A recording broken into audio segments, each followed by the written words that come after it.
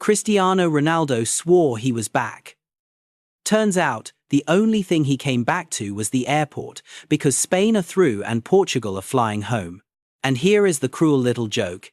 That thrashing of Uzbekistan was the one genuinely good game Portugal played all tournament, then they crashed out in the round of 16. Honestly, everybody should have seen this coming. Nobody is denying the man has been brilliant across his career. That part is simply not up for debate. But international football at the top is a young man's game. It rewards pace, running in behind, stretching defenses, and at 41 he just cannot do those things anymore. Rewind to the start. On paper, Portugal walked in as one of the favourites. They had arguably the best left back on the planet in Nuno Mendes. They had Vitinha and João Neves, fresh off back-to-back Champions League titles. They had Rafael Leão. They had Bruno Fernandes. Bruno had just been crowned the best player in the Premier League. Nobody was guaranteeing them the trophy, but this squad had a very real shot at it. And yet from the opening whistle it was obvious these guys were not ready to win it. Their first group game was a stumble, a 1-1 draw with the Democratic Republic of Congo. Now let us be fair to DR Congo, because everybody piled on Ronaldo and completely missed the real story. That Congo side is seriously good. People were so busy dunking on Ronaldo and laughing at Portugal that they ignored a very simple truth. The Leopards can play. They would go on to push England right to the final minutes of the round of 32. But even in that opener, Portugal's cracks were already showing. There was a hole running straight through the middle of the pitch. This was a team that, on paper, had the best midfield in the entire world. By the end of the tournament, that exact same midfield looked like one of the worst. Everyone had walked in praising it as the deepest, most gifted engine room at the World Cup. And then you saw absolutely nothing from it. Against DR Congo they were outrun, outworked, and outfought in the center of the park. Portugal created next to nothing. Ronaldo was quiet, sure, but here is the nuance most people skipped. His own teammates barely gave him the ball. It is easy to say he had a bad game. And he did. But when a striker barely gets a single touch in the box, what exactly is he supposed to do out there? And Ronaldo was far from the only one underperforming in that shirt. Still, the opener finished as a draw. In truth, Portugal could have lost it outright. Congo were all over them. Beyond an early João Neves header, Portugal offered almost nothing. They barely manufactured a chance, and that, right there, became the recurring theme of Portugal's entire 2026 campaign. Game 2 was a completely different story. They funneled play through Bruno, they actually got Ronaldo involved, and the old man rattled in a brace in a 5-0 rout. For one night he looked reborn. He genuinely played better against Uzbekistan than he had against DR Congo, and suddenly the comeback story was on. That was the moment the "he is back" narrative caught fire across the internet, with fans ready to crown him all over again. But calmer heads pointed out the obvious. Portugal looked good, yes, but it was only Uzbekistan, a team making its very first World Cup appearance. Portugal was supposed to win that one comfortably. Following the Congo slip with a loss, or another draw, would have been a full-blown disaster. And if you have watched Ronaldo's last few years with Portugal, you know exactly what kind of opponent Uzbekistan really was. It is the type of team where he bags a couple of goals and everyone breathes easy again. Against that level, he absolutely still thrives. So the performance ticked the box, everything clicked, and the mood lifted. But the real question was still hanging in the air. How would this Portugal look against an actual heavyweight? Because with all due respect, Uzbekistan were making their tournament debut. They simply did not carry the same quality. That game was always meant to be 3 easy points for the Portuguese. Then came the final group game against Colombia, and every single worry came flooding back. Portugal created nothing while Colombia bossed the ball. Colombia outran them and outmuscled them. The scoreline read 0-0, but anyone who actually watched knew Colombia were all over Portugal. Colombia carried the game. Portugal looked leggy and heavy, while the Colombians attacked with a clear plan every single time they got forward. Every time they worked the ball wide, the crosses came flying into the box. They were dangerous, full of running, bursting with energy and quality. You could easily argue they deserved to win it, and it was the same old script as the Congo game. Ronaldo starved of service, the midfield strangely silent. Vitinha was supposed to run the show. Instead, the busiest thing he controlled all night was his own headband. Bruno was creating nothing either. Even João Neves, a genuinely gifted young talent, barely made a dent. So Portugal limped into second place in a group they were built to win. Finishing second instead of first dumped them onto the brutal side of the bracket. And here is the genuinely funny part. Ronaldo diehards actually tried to claim FIFA had rigged the draw against them. No. They got the hard road because they finished second. Second in a group they were built to top. Before a ball was kicked, most people had them cruising to 9 points, or 7 at the absolute worst. They scraped together 5. So instead of a friendly path, they were staring down Croatia and then Spain in back-to-back knockouts. Into the round of 32 against Croatia, and cue the same movie.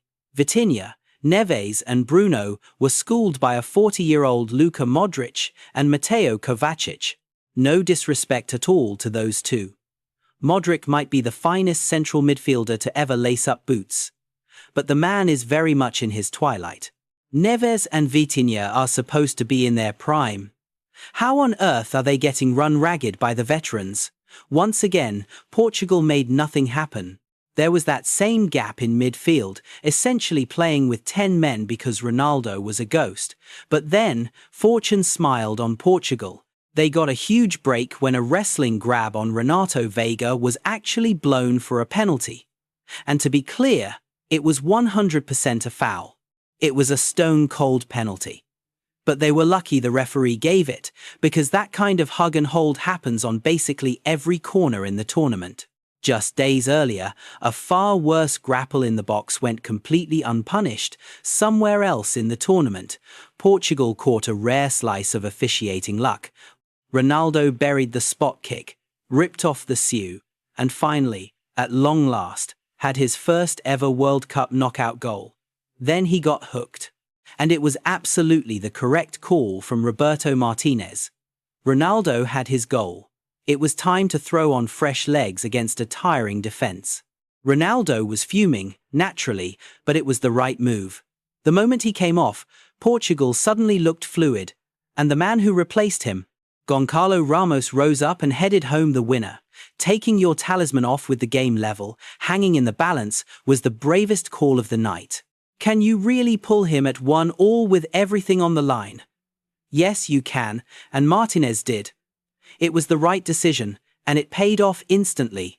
Croatia did think they had equalized at the death, but a razor-thin video review wiped it out. We are not here to relitigate that call.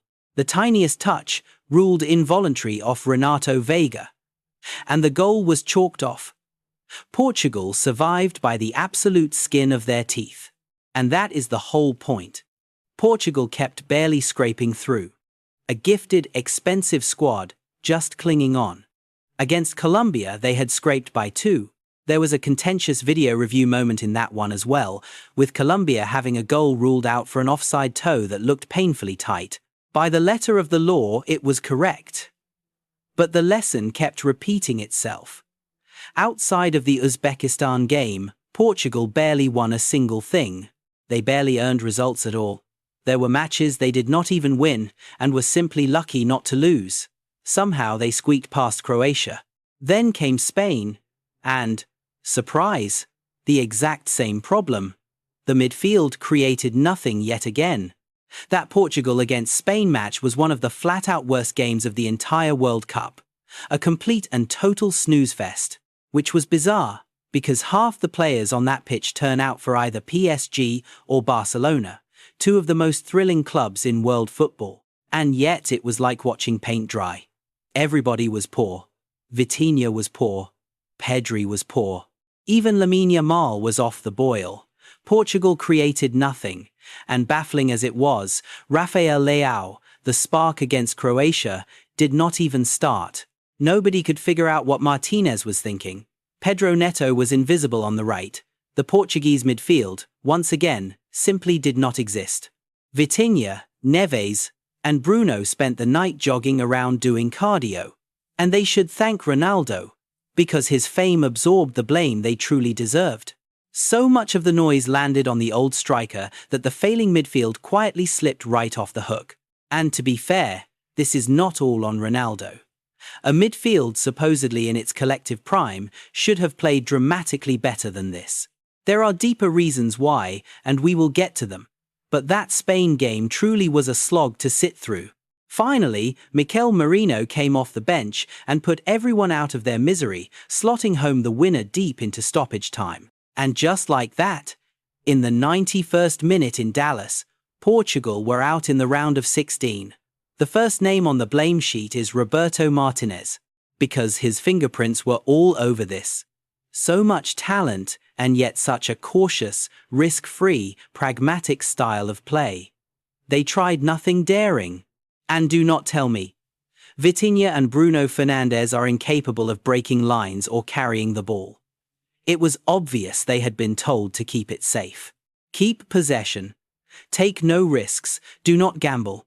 When you cannot get a single note of music out of a midfield that talented, that is about as damning an indictment of a coach as you will ever find. It is genuinely the worst thing you can do to a group that gifted. That is exactly why they were outplayed match after match. DR Congo simply ran straight past them. Colombia's double pivot was sharper. Modric and Kovacic dragged them to the brink, and even a misfiring Pedri got the better of them. The Portuguese engine room was outclassed by everyone. This falls squarely on Martinez. And even before the tournament, the warning signs were flashing. Plenty of people only ever read the headline and glance at the thumbnail. But the concern was flagged early. Martinez was always the big question mark. He walked into this job without much credit in the bank. His track record simply did not command any blind trust. He famously wasted an entire golden generation with Belgium. His club career was underwhelming. And his Euro 2024 with Portugal was hardly a triumph. The one thing propping him up was winning the Nations League. But in a real tournament, under real pressure, the whole thing crumbled.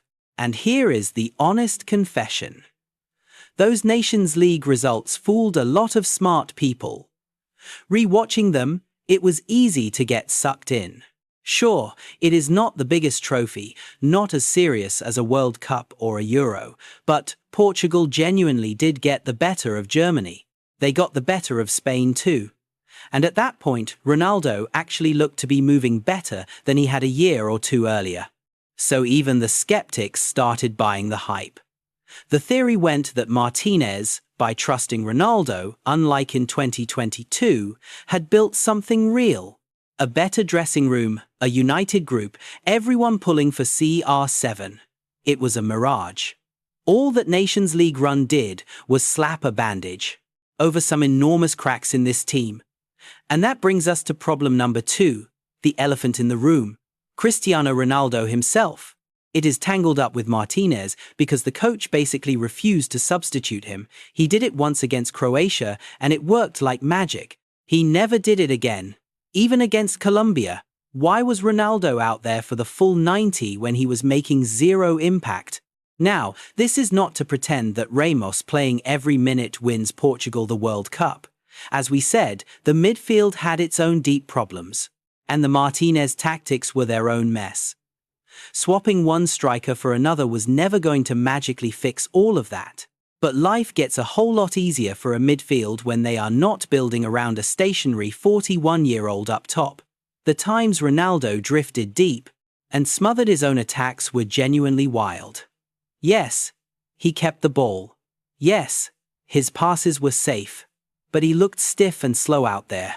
He had no business dropping that deep. There was a moment against Croatia where he was standing right next to Leão on a counter-attack. Nobody knew what he was doing. He was never that kind of drop-deep player. He should have been playing the Erling Haaland role. Stay high, touch the ball rarely, but be lethal with the few chances you get. Trouble is, Portugal barely manufactured any chances at all. They were not creating enough for him. Full stop. And that is a Martinez problem. The instant you see it happening, you take him off. You bring on somebody else. It is a genuine shame that Martinez did not have the backbone, the sheer force of personality, to plant his feet and say, I have to do what is best for this team. He never did what was best for the team. That is just a fact. Martinez had a whole menu of options. He could have started Ronaldo to protect the ego, keep the confidence, keep the locker room harmony intact. Then pulled him around the 70th minute for Ramos against tired legs. Or he could have flipped it, started Ramos and brought Ronaldo on late, to feast on a worn-out defense. We all knew option 2 was never happening, because Ronaldo was not about to sit and wait on the bench. There were plenty of other moves available, and Martinez made none of them. So Portugal kept playing entire stretches with 10 men, because Ronaldo was contributing nothing. And again, this is not all his fault. He was far from the only problem on the field, but he sure was not the solution either. He is still lethal in the box, brilliant in the air, but useless if nobody whips crosses in for him. Frankly, he was offering nothing. Ramos at least moves more fluidly. At the very minimum, give the kid 15 or 20 minutes. Even pair them together in a 4-4-2 and then take Ronaldo off. It made no sense to keep running him out there. This whole campaign felt less like a serious title push and more like a CR7 farewell testimonial rather than Portugal doing what was truly best for the country. Look, Ronaldo is a supremely confident man, so of course he believes he is still better than Gonçalo Ramos, but the performances said otherwise. He played far too many minutes, they could not get him the ball, and when they finally did, he simply was not that guy anymore. Banging in goals in the Saudi League or the Nations League is not the same as delivering at a World Cup. His fans hated hearing that. After the mild criticism following the Congo game, the fan army came out swinging, even though the take was actually pretty measured. The point was always that the Portuguese midfield was ignoring him and refusing to feed him the ball, but the angry crowd never listened. How can you judge him off one game, they cried, calling it reactionary. But the criticism was never about 1 or 2 games at this World Cup. It had been building since the 2022 World Cup. Every debate swirling around Ronaldo today is years in the making. The Ronaldo versus Gonçalo Ramos argument, the why does he play every minute question, the should he even start debate, all of it existed 4 years ago. He was dropped back in 2022, which actually helped Portugal batter Switzerland and go on a deep run. Ramos started against Morocco and they lost. So no, Ramos is not some flawless cure-all. But at least that team went further. Then at the 2024 Euros, they leaned on Ronaldo again. And he was just as ineffective. The criticism is not new. There were 2 full tournaments before 2026 to learn the lesson. And everything the critics warned about came true. One good night against Uzbekistan told everyone he was back, but the reality is he never truly helped this team. Here is the real kicker. Even in his absolute prime, Ronaldo was never that dominant at World Cups, so what did anyone expect from a 41-year-old version? Now, it is not all doom and gloom for Portugal. This nation is overflowing with talent. All they really need is a sharper manager than Martinez, and to stop deploying a retirement-age striker as the focal point. Once they sort that out, this team is going to be absolutely fine. Ronaldo has handed Portugal a mountain of glory, but it is time to pass the torch to the next generation because a giant shadow follows him everywhere. Remember, after the Congo game, parts of the fanbase turned their fury on his own teammates, on young players like João Neves, for the crime of not being him. The sooner he steps aside, the more room Portugal have to rebuild. He did so much for them. But now, the honest truth is, it is time to go. Cristiano has carried this shirt for so long that his exit becomes an opening, a chance for senior players to lead and for young talent to finally break through. As gutted as they are right now, this is the crack of dawn for a new era. Portugal are not ending. They are simply turning the page. If this story pulled you in, there is another one just like it waiting for you. Who do you think should lead Portugal next? Drop a name below.